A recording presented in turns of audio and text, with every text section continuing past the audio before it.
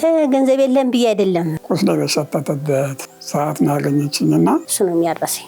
መንገድ ላይ ስጋጅች የምትበላው አታሷም ብዙ ስቃይ አሰቃይቻታለሁ። ራሷ ችግረኛ ሆነ ዳቦ ደፋላቸዋለሁ ተበድሬም ቢሆን እንደፋላቸዋለሁ።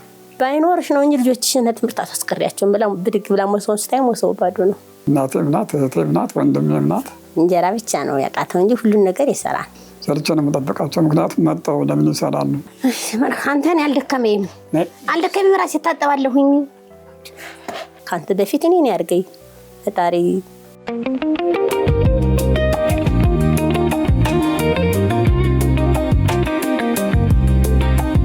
ሻምበል ታረቀኝ አዝዤ እባላለሁ። ባለቤቴ ምግብ ገላነህ እባላለሁኝ። ልጆቼ መጀመሪያ ልጅ ስንታየው ታረቀኝ፣ ትንሿ ትዕግስቷ ታረቀኝ ትባላለች። ጥቂት ስለራሳችሁና ስለተዋወቃችሁበት አጋጣሚ ነግራችሁን ወደ ቆይታችን ንግባ። ከገጠር ቤተሰብ ነው የተወለድኩት ጎንደር ነው። ያሳደገሽ ሀያት ናት። እናትና አባት እንኳን አላደኩም። ያው ከ7 ዓመት ጀምሮ ራሴን ረድቼ ነው ያደኩት። በዛ ተነስቼ ሰው ቤት ገባሁ። ከሰው ቤትም አልተመቸኝም። ለዛ ስል የሆነ ተመላላሽ ስራ ምን ስልም ጓደኛዬ ሰው ልጠይቅ ስትል እኔም ተከትያት ሄድኩኝ። ተከትያት ሄጄ ይህ ሰውዬ ተኝቷል። ሌላው ሰው ሲጠይቀው ይሄ ሰውዬ ግን የሚጠይቀው የለም። አጋጣሚ ያው ችግር ደርሶብኝ ሆስፒታል ተኝቼ ነበረ። ያው ሰው ልጠይቅ መጣ። በዛ ነው እንግዲህ መድኃኒት ግዢልኝ ብዬ የተዋወቅነው። ምን ሆነ ነው ስለው እኔ የሰው ሀገር ሰው ነኝ፣ መድኃኒት የሚገዛልኝ አጣሁኝ፣ እንዴት ብዬ ልሂድ ያስኩትን ስለይ በቃ ስጠኝ ገዝቼ ልምጣ አልኩት። ገዝቼለት ከመጣሁ በኋላ ግን ተመልሼ ከቤት ከርኩ በኋላ ግን አብከነከነኝ። ለምን ብቸኛ ሆኖ እዛ ሆኖ ሳየው እንዴት ልሁን የሆነች ነገር እንጀራ ይችለት ቤት እንጀራ የማይበላም አባውጦ ነው ያለው። አጥሚት ሰራውና እንደምንም ብሎ ያችን ወስጄ ሰጥቼው መጣሁ። አሁንም ደግሞ ቆይቼ ሰንብቼ ደግሞ ተነስቼ ወዲያ አልችል ሲል ደግሞ ተነስቼ ሄድኩኝ። ተነስቼ ሲሄድ ውጣ ተብሏል። ሰውዬ ውጣ ተብያለሁ ግን መሄጃ የለኝም አለኝ። ተከራየኋት ቤት ትንሽ ናት፣ እንግዲህ ከተመቸህ ና እንሂድና ወስድሃለሁኝ አልኩት። እንዴት አድርገሽ ትወስጂኛለሽ? እና ታዲያ እዚህ ትቼህ አልሄድ ምን ትሆናለህ? ና እንሂድ ብዬ ይዤው ሄድኩኝ። ከዛ በኋላ ግን ያው ሕክምና ችግር ስለነበረበት ያው ከእኔ ጋር አብራ ነው መሰቃየት ጀመረች። እዚህ ደረጃም እያለም ከዛ ለፍቅርም ተዳረስን።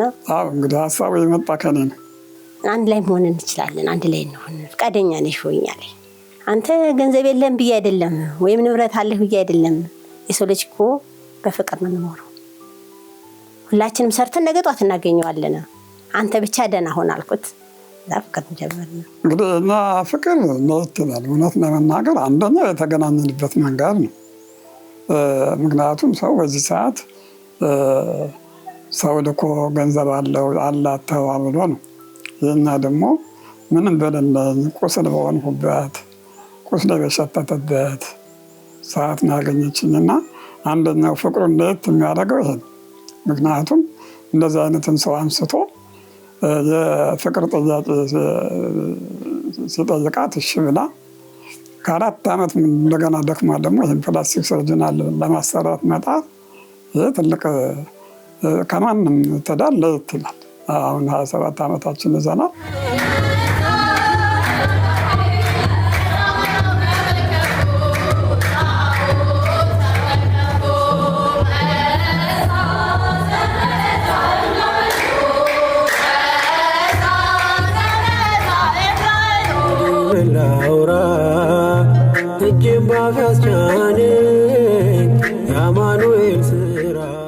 በወቅቱ አቶ ታረቀኝም በዛ ደረጃ ለመርዳት ያስወሰነው ምክንያት ነበር። ምክንያቴ እንዴት እንደሆነ ታውቂያለሽ?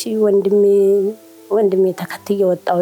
ወንድሜ ሞቶ በቃ በሱ እሱን የመሰለኝ ባለቤቴ ሳይሆን ወንድሜ መስሎኝ ታይ እና ወንድሜ መጥቶ ፈልጎ የኔ ተከትዬው እንደወጣሁ ወንድሜ ሄዶ አገር ቤት ሞታ። ከዛ እሱን 40 ወጣለሁ ብዬ ነው ገፍ እንደ ፋግ ቀና እያልኩ የነበርኩ በዛን ሰዓት እሱን ሳገኘው። ግን እሱን ሳገኘው እንዴት ነው ያደረኩት? ወንድሜ ቀይሬ ወንድሜን አድርጌ ቁጭ አልኩኝ።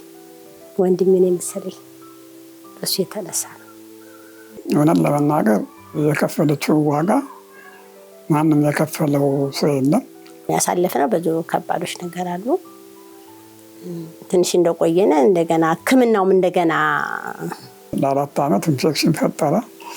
አባበር ፕላስቲክ ሰርጅና እንግዲህ ከ1992 እስከ 1996 ድረስ 1996 ነው ይህን ፕላስቲክ ሰርጅናል የተሰራሁት። እስከዛ ሰዓት ድረስ የነበረው ዋጋ መክፈል ይሄ ነው አይባል። በአንድ ወቅት ባለቤትዎ ነፍሰ ጡር እያሉ ስለገጠማችሁ ጉዳይ ያጫውቱን እስኪ። እሱ እንዴት መሰለሽ መስቀል ነውና ጸበል እየሄድን መንገድ ላይ ነው እና ትራንስፖርት አልነበረም። 45 ኪሎ ሜትር ነው በእግራችን እንሄድ የነበረውና መንገድ ላይ ስጋ አየች። የቅርጫ ስጋ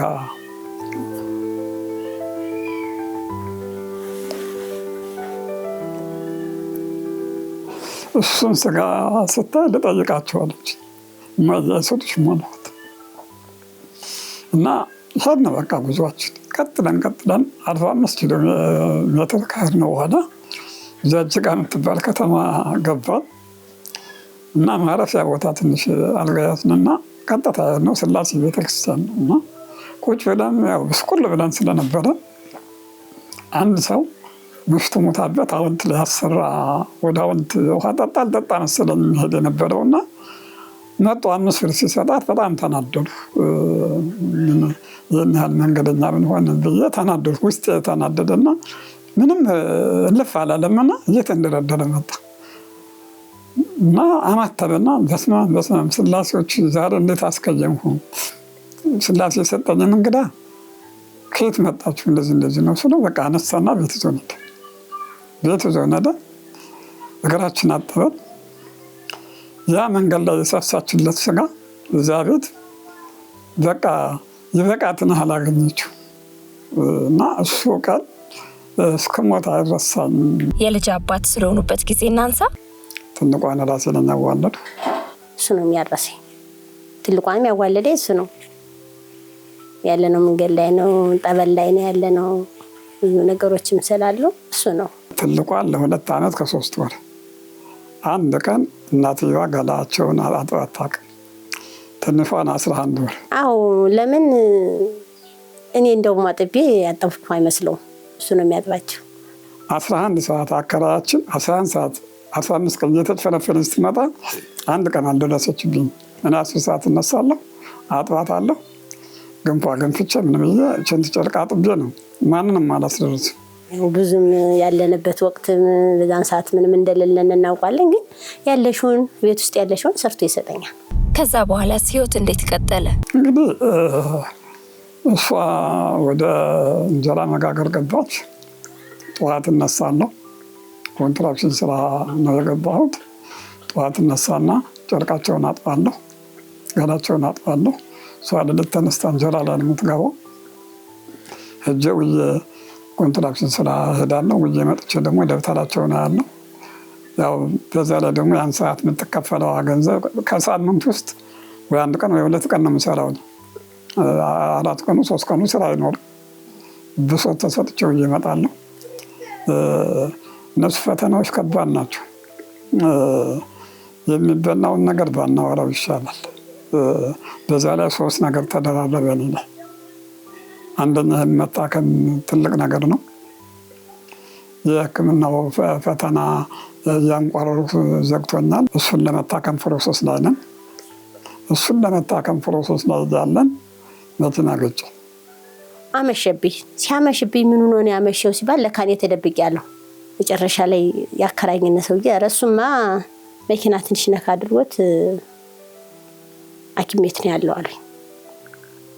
ሐኪም ቤት ከመሸ በኋላ ትንሿን አዚጌ ተነስቼ ሄድኩኝ። እሱ ቀን 1 ኪሎ ሜትር ታቅፌ ነው ካለንበት ቦታ ወደ ታክሲ መጣውና 40 ቀን ዶክተሩ ጋር ስንቀር በቃላ ይሄን ማለት ሲሄድ ውጭ ላይ ነው ያለ፣ አልጋም የለም ተብሎ ውጭ ላይ ነው ያለው እና አንጀሱ ፈታት ጭጥዬ በቃ ራሴን እንደዚህ ገና ትልቅ ሕክምና ሊጠብቀኝ ብዬ ወደ ቤት ከመጣሁ በኋላ ያ የገጨኝ መኪና ሴትዮዋ አረብ ሀገር ሰርታ 1 ወር አልሰራም ልጁ ሲገጭ እና ሰውየው ደግሞ በኋላ ፓራሊሲስ ሆኖ አልጋ ላይ ነው። እኔም አልከስሽም ገና እግዚአብሔር ይህን ሕክምና ልታከም ስለሆነ ጸለየልኝ።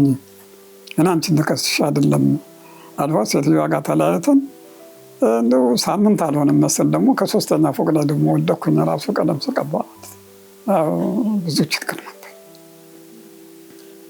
አለፈ ማያልፍ የለም ያሁን ላለፈ መጨረሻ ላይ ምን ተሰራሁ። የሚጠጣው እኮ አጥሚት ነው። የምወስድለት ባጣ እንትን ይሄ ድንች ፈጭቼ ወስጄለታለሁ። ድንቹን እንደ አጥሚት ሰርቼ ወስጄለታለሁ።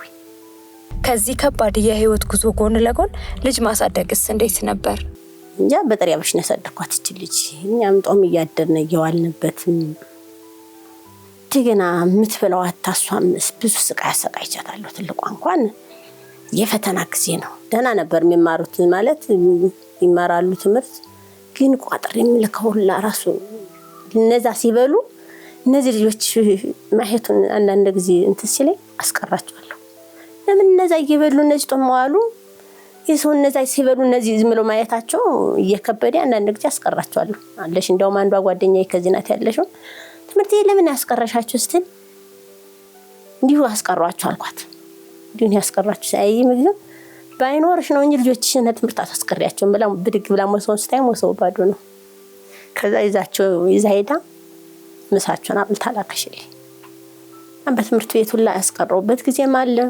እንደገና ሌላው ልብሱ ሲሄድ እኮ እኔ አላስቸግርሽም ብቻ እስክሪብቶ ብቻ ካለሽ ግዢልን ይሉኝ ነበር እንጂ ይሄ ከሌለበት ጫማ ከሌ እንደዚህ አድርጓል ይሄንን አድርጉልኝ አይሉኝ።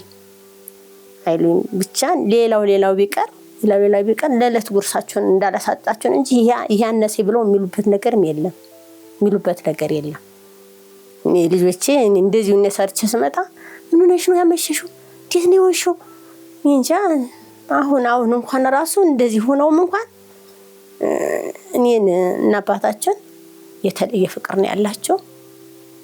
እንጃ የልጆቼ ነገር ግን እግዚአብሔር ክፉ ነገር ማሳየኝ።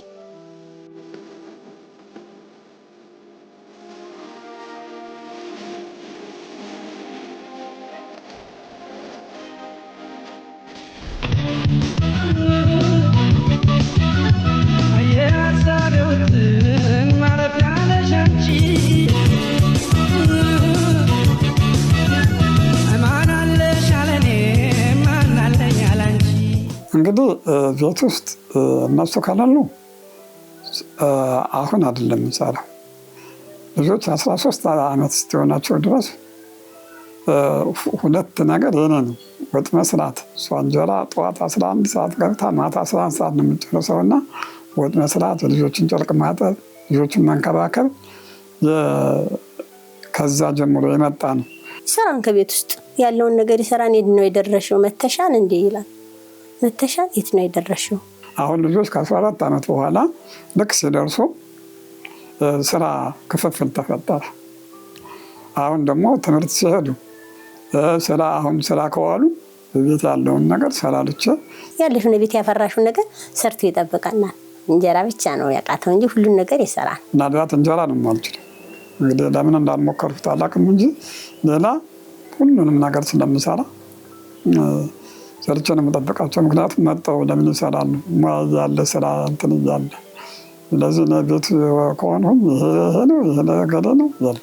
ባለቤትዎን ከማረስ ጀምሮ ባልተለመደ ሁኔታ የቤት ውስጥ ስራን ሲሰሩ ተመልክተናል። በምን ምክንያት የዳበረ ዘመናዊነት ነው? እኔ ሳድግ ገጠር አካባቢ ነው ያደግኩት። እንግዳ አጥበን ነው ያደግነው። አንደኛው ከዚያ የመጣ ነው። ሁለተኛው ግን ባልና ሚስት ማለት ምንድን ነው? ደክሟ ስትመጣ እኔ ድካሟን ተቀብዬ ካላጠቧት ካልደገፏት፣ እኔም ደክሞኝ ስመጣ እንደዛ ናት። እኔም ደክሞኝ ከመጣሁ ውሃ ሞቃ ነው የምታጥበኝ፣ እሷም ደክሟ ስትመጣ እንደዚህ ነው። ይሄ አብሮን ኖረ።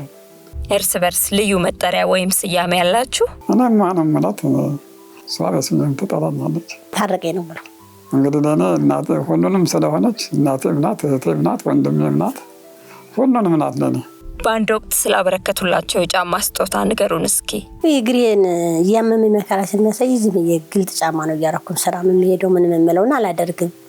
በአጋጣሚ ቅዝቃዜ አየሁና ለምን ብዬ ዝም ብዬ አጋጣሚ እሷን ገዛሁና አመጣሁላት። አሁን እቺ ሴትዮ እንግዲህ ጫማ እስቲ ልግዛላት ብሎ እኔ እንደውም አምሽቼ ነው የመጣሁት። አምሽቼ ማታ ነው የመጣሁት። ከዛ ጫማ ገዛውልሻለኝ። እኔ እንደውም እኔ እንጃ በሱ በሌለው ጎን ራሱ እኔን እንደዛ ማድረጉ በጣም የሚገርመኝ። አቶ ታረቀኝ 15 ዓመት ያለፈው ከባድ ሱስ እንዳለባቸው ሰማን። እውነት ነው? እሱ እንግዲህ አጤስ አይጠጣም። ብር የሚያጠፋው ለወርተሪ ነው። ካለ ሱስ አንዱ ሱስ እሱ ነው። አንድም ቀን ሎተሪ አያልፍም። ምንድነው እኔ በዚህ ኮንትራክሽን ስራ ሲሰራ አገኛለሁ ብዬ ሄጄ ቁጭ ብዬ የምመጣበት ቀን ነው የሚበልጠው። ይህም አንድ ቀን ይሳካል ብዬ ነው የማስበው። አሁን አንተ ለምንድን ነው የምታጠፋው? ለምን ነው እንዲህ የምታደርገው ስንለው አንድ ቀን እግዚአብሔር ብሎ ሊደርሰኝ ይችላል ይላል። ካልደረሰኝ እግዚአብሔር ያቀልኛል። የምቆርጠው ሎተሪ ደግሞ አይወድቅም አለ ተጠራቅሟል። አንድ 15 ዓመት ሎተሪ። ስለዚህ ከሎተሪ ጋር ያለ ቁርኝት አንድ ቀን ወይ በተስፋ ይመጣል። ሁለተኛው ደግሞ እንግዲህ ባለን አቅም መንግስትን መደገፍ ነው። ይሄ ነው እንግዲህ በሎተሪ ላይ ያለኝ አመለካከት። ጺሜን ከባለቤቴ ውጭ ማንም አይነካም እያሉን ነበር። ይሄ ምንድነው መሰለሽ እንግዲህ ፕላስቲክ ሰርጅናል ነው ሙሉ እንግዲህ ከዚህ ጆይንት እዚህ ድረስ አጥንት ወጥቶ ብረት ናት ያለችው እና ፀጉር ቤት አይመችም። ይህን ለማንሳት በጣም ተሳቃ ነው የምታነሳው እና ለእኔ ትልቁ አሁን ባለቤቴን ከምፈትነው አንዱ ትልቁ ነገር አሁን ይሄ ትንሽ ከተቆረጠ ብረቱ ስለሚወጣ ማለት ነው። ቆዳ ብቻ ቆዳ ነው ወጥቶ ያዘኝና አንደኛው ይሄ ነው። ሂዶ ስለሚያቅትና ስለመላጭ ስለማይችል ቀስ ብዬ እንደማውቀው ላጨዋለሁ። ሁለተኛው ፈተና ያው እንደነሱ ያገኘሁትን ስለማልበላ ያው ፈሳሽ ነገር ወይ እንጀራ ተፈትፍቶ ስለሆነ ይሄ ሁላ ለሷ ሸክም ነው። አማን አማን አማን ይሁን አማን ቸር ያሰማን። እንግዲህ ባላ እኛ ቤት ትንሽ ለየት ይላል። በዓል ሲመጣ እንደ ሰው መጨነቅ የሚባል ነገር የለም። ምናልባት የዋዜ ማለት ዶሮ የምንገዛ ከሆነ አንድ ኪሎ የምንገዛ ከሆነ ልክ የበዓል ዋዜ ማለት ነው እኛ ማታ የምንነጋገረው። ከዚያ ውጭ እንደ ሰው ቀድሞ ይሄን የለም። ምንም አንጨነቀው ነገር እኔ እንዲያውም ጠላና ዳቦ ካለ ሌላው ነገር ምንም ነገር መስሎ አይታይ። በቃ ባንጠጣም አሁን እሱ አይጠጣም። ባይን እንትን ቢልም ቤቱን የሚያሞቀው እሱ ስለሆነ ቡናዬን አፈላለው ጠላዬን ዳቦ በቃ ሌላ ነገር ምንም አይደረግም። ችግር የለብንም። በዚህ ላይ ልጆችን አመሰግናለሁ። ልጆች እዚህ እስኪደርሱ ድረስ ገሌ ቤት ተገዛ ገሌና ብለውኝ ሳያውቁ ነው እዚህ የደረሱትና ባልቀንና ቤት ያለ መጨነቅ የለም። የሰውን ፊት እንዳያዩብኝ ዳቦ ደፋላቸዋለሁ። ተበድሬም ቢሆን እንደፋላቸዋለሁ። ድሮም ጀምሬ ለምን ሌላው ያቀተኛና ሌላው ስለሚያቀተኝ ዳቦውን ግን ደፋላቸዋለሁ። አንቺ ኮነው ሰው የሆንኩት ዛሬ ሲላ አቶ ታረቀኝ ስለዚህ ቀን አጫውቱን እስኪ። እሱ ምንድነው መሰለሽ አንድ 15 ቀን አልፎት ነው እሱን ያከበርነውና ሳይ ቀኑ አልፏል 50 ዓመት ልደት በኋላና እና ማታ ልጆችን የእናታችሁ ልደት አልፏል። እኔ አላየኋቸውምና ስራ ላይ ቆይቼ ነው እነሱ ለካ ተነጋግረው ነው የመጡት። እሱ አታውቅም ሄደን ማክበር አለብን። አንደኛ ደግሞ እዚያ ስራ ቦታው ላይ ነው ማክበር አለብን ብለን እሱን ወሰነ። እኔ በጣም ነው እንጃ እኔ በጣም ነው የተሰማኝ። ይሄንን ማረጋችሁ በስንት ዓመቴ ይሄን ማረግ የራሴ እንኳን ይሄንን ልጆች እንደዚህ ደርሰው እሱም እንደዚህ ሆኖ ለዚህ በቅተን እንደዚህ ማረጋችሁ በጣም ነው ደስ ያለኝ። ልጅ በማሳደግ ሂደት ውስጥ የእርሱ አቋም ምን ይመስላል? እንግዲህ እንደ አባት የኔ አቋም ለየት ይላል። ልጆችን በሁለት መንገድ ነው ያሳደግኳቸው፣ በከተማውም በገጠሩ። የገጠሩን ባህል ሳይለቁ የከተማውንም ሳይለቁ ነፍስ ካወቁ ሰዓት ጀምሮ ቁጭ ብለን እያስረዳሁ ምን እንደሚገጥማቸው በመረዳዳት ህፃን ሆኖ አንዳንድ ጊዜ ሲያጠፉት ኮረኩሚያለሽ እሱ አለ ኮርኮም ተብለው በደንብ ታንጸው ነው ያደጉት። አዎ ይቆጣ ነኝ። ቢቆጣም ደግሞ እንደሌላው ተቆጥቶ ምናምን እንዲህ እንትን የሚል የሚቆይ ነገር አይደለም። ወዲያው ይቆጣና ወዲያው ነው ቅፍ አድርጎ እናንተ እኮ እንዲህ አድርጋችሁ ነው እንዲህ እኮ እንዳያርጋችሁ ነው ብሎ ነው ምልስ የሚለው። ጭራሽ አብረው ያለቅሳሉ ተያይዘው። ሲያለቅሱን የራሴ ቁጭ ብዬ እስቃለሁ። ከልጆቼ ጋር የፈለገው ታምር 5 ደቂቃ ካኮረፍ ምንም አጥፍተው እኮ ራሴ እጅ ቅፍ አድርጌያቸው ነው ይቅርታ የምጠይቃቸው። አልቅሽ በዚህ ልክ ነው እንግዲህ ልጆች የሚወዳቸው የሚወዱኝ። ልጆቼ ከፍ ብለው እንዳያቸው እፈልጋለሁ። ከፍ ብለው ምክሬን ሰምተው ምክራችን ሰምተው የእናታቸውን ችግር አይተው እስካሁን ድረስ ቅስም የሚያደርግት ነገር ሳላይባቸው እዚህ ደረጃ በመድረሴ እኔ በልጆቼ እኮራለሁ። ከዚህ በኋላ ያለው ደግሞ እግዚአብሔር መልካም ነገር ይግጠማቸው። እግዚአብሔር ይሄንን ያሳለፍኩትን ትቶ ደህና ነገር ይስጣቸው።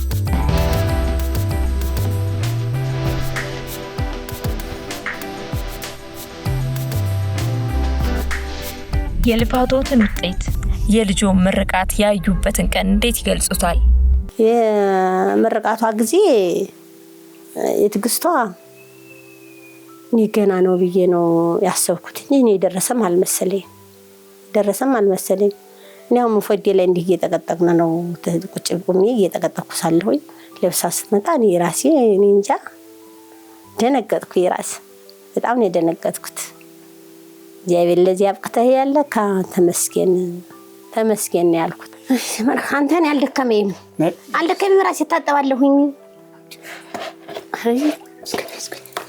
አሬ እኮ አልደከመኝም፣ በጊዜ ደህና ነው የመጣሁት።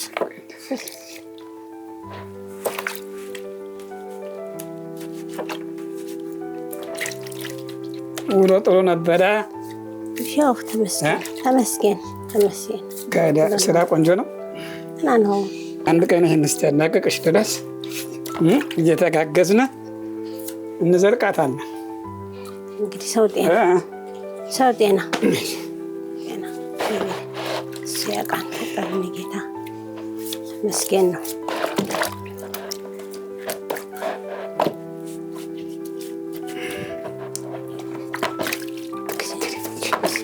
የቱ ለነቤት ነው አልከው? ቤቴ ነው ያልኩት። እኔ ዛሬ አረፍ ብዬ ተኝቼ የቲክቶክ ቪዲዮዎች ሳዘጋጅ ነው ያልኩት። እንግዲህ ስለ ማህበራዊ ተሳትፎት እናንሳ። እንግዲህ በጎ ስራ ዋጋ አስከፍሎኛል። እኔ ትምህርት ቤት 5 ዓመት ነው ወተናው የሰራሁት። ሙሉ ጊዜን እዚያ ነው ያሳለፍኩት። ጠዋት ልጆችን አሰልፎ መታወቂያቸውን በማየት ባህላቸውን በመምከር የኔ ልጆች ብቻ ናቸው የሀገር የሚያድኑት ብዬ በእርግጥ እዛ በቆየሁበት ሰዓት ደስተኛ ነኝ። 6,000 ተማሪ አንጫለሁ፣ መክሬያለሁ። በጣም ደስተኛ ከሆኑበት ነገር ሁለተኛ ደረጃ ትምህርት ቤት ያነጽፏቸው ልጆች ነው። እዚህ የማህበር ስራ ውስጥ ነበረ፣ እንደገና ትምህርት ቤት ነበረ። ስለዚህ እነዚህ ሲሰራ ይሁን ምንም አይደለም ለሁሉም ጥሩ ነው እያልኩኝ ብዙ ነገሮች እዚህ ይሰራን። ግን ያው እኔ ጧት ወጥቼ ባታ ስገባ አይምሮ ይነካን። አንቺ እንደዚህ ይሆንሽ ስለ ችግር የለም ለምን ከባድ ነገር ሰርተህ ማታድርበት ጊዜ ስለሆነ እኔ ጤነኛ ሁኜ ስለምሰራ ብያበረታታዋለሁ። ጠንካራ ሁኜ ለህዝብ ሁኛለሁ። አሁን ደግሞ ደክሜያለሁ። በዚህ ሰዓት ደግሞ እኔ ስራ መስራት የምችለው ይሄንን በጣም ጉልበት የማይፈልገውን ሶሻል ሚዲያ ስለሆነ የራሳችን እንትኖች ሰውም ቢማርባቸው እኛም ብንለወጥባቸው ብዬ ወደዚህ የመጣሁት ለዚህ ነው። ስለዚህ የኢትዮጵያ ህዝብ በሙሉ ስራዎችን ገብቶ አይቶ ታዲያ ፋሚሊ ሰፖርት ያስፈልገናል። ሰፖርት አድርጉን። እናመሰግናለን። ሌሎች ከእናንተ ህይወት ምን ይማሩ?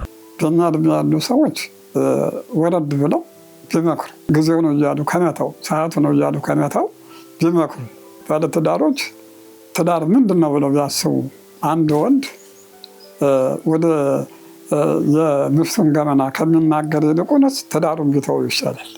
ትዳር ማለት ትልቅ ክቡር አካል የግድ ነው። መጠንከርም አለባቸው። ምን አባቱንስ ብሎም አይደለም። በአሁኑ ሰዓት ላይ እኮ የልጆች አባት ነው። ስለዚህ ሁሉም ጠንከር ብሎ መስራት አለባቸው። ሰው ጤነኛ ሆኖ እኮ አይኖርም። እኔም ነገ ጧት ምን እንደሚደርስብኝ ያውቀዋለሁ። እዚህ ነን አስቦ መስራት አለባቸው። ልጆች ወለድና አስተማርና የራሳቸው ህይወት አላቸው አይደለ? ወደ ራሳቸው ህይወት ይሄዳሉ። ባለቤቴና እኔ ደግሞ እስከ ህይወት ፍጻሜያችን እንቀጥላለን። ስለዚህ እኔ ባለቤቴን ከምንም በላይ ነው የምወዳት። ከምንም በላይ ላለፋችሁት መንገድ ብርታት የሆናችሁን ተሞክሮ እንስማ። ይህንን ሁላ ሕክምናና ፈተና የምናልፈውና በጸሎት ሰይጣን በዚህ በኩል ንብረቴን አስወስዶ አካሌ እንዲጎል ተደረገ። ከዛ በኋላ ግን እግዚአብሔር ደግሞ አመጣና ህይወት ይህች ናት ብሎ ሰጠኝ። ህይወት ማለት ባለቤቴን እና በሚሊዮን ብር ላገኛት እችል ነበር ወይ? እነዚህን የመሰሉ ልጆች በገንዘብ አገኛቸው ነበር ወይ? ገንዘብ ሄዶ ህይወቴን አገኘው። ይሄ ነው። ህመምተኞች፣ የአልጋ ቁራኞች፣ በተለያየ ጉዳት የደረሰባችሁ እግዚአብሔር ያብርታችሁ፣ እግዚአብሔር ብርታቱን ይስጣችሁ። እየተጽናናሁ ነው የምነግራችሁ። በቃ ሰው ከበረታ መኖር ይችላል። ተስፋ አትቁረጡ። እግዚአብሔር ምሕረቱን ያምጣላችሁ። ስለ ባለቤቱ የሚነግሩን እውነት ማጠቃለያችን ይሁን። እኔ እንግዲህ ስለ ባለቤት ማውራት ይከብደኛል እና ለልጆቿና ለእኔ ብቻ ሳይሆን በቃ ራሷ ችግረኛ ሆነ ሰው ተቸግሮ ከመጣ ለምን ያለቻት እንጀራ ትሆን? ሳይኖራት የኖረች ለራሷ ሳትሆን ለልጆቿና ለእኔ የኖረች እናት ብዬ ነው መገልጻት። የዋህ ነው። ምንም የሚያውቀው ነገር የለም። ለሰው መካሪ ነው። ለሰው ፈጥኖ ይደርሳል። እንዲያውም ትንሽ ከበድ ምለው እኔ እንጂ እሱ ምንም ነገር አሁን ተናግረሽው እንኳን የሚረሳ ሰው ነው። እኔ ግን አልረሳም። እሱ ግን አሁን ተናግረሽው የሚረሳ ሰው ነው። ቂም የማይዝ ሰው ነው። ቂም ጭራሽ የሚባል ነገር አያውቅም። ምንም ነገር የሚያውቀው ነገር የለም። ይናገራኔ የተናገረውን ነገር በቃ አሁን ረስቶታል። እንደዚህ ነው ያለው እሱ ጸባይ። ከዛ ከሆስፒታል አንስተሽ አሳክመሽ መከራን ተጋፍተሽ እዚህ ላደረስሽ ውዷ ባለቤቴ እግዚአብሔር ለአንቺ ዋጋውን ይክፈል። እንደው እናቴም ነሽ፣ እህቴም ነሽ፣ ወንድሜም ነሽ፣ ሁሉም ነሽ እና እንደው ዝቅ ብዬ ነው የማመሰግነው። እወድሻለሁ። እግዚአብሔር አውሎ ያግባልኝ፣ ጤናውን ይስጠኝ። ክፉን ነገር እንዳይ አልፈልግም። እግዚአብሔር ካንተ በፊት እኔን ያርገኝ። ፈጣሪ እግዚአብሔር ጤናህን ይስጥህ።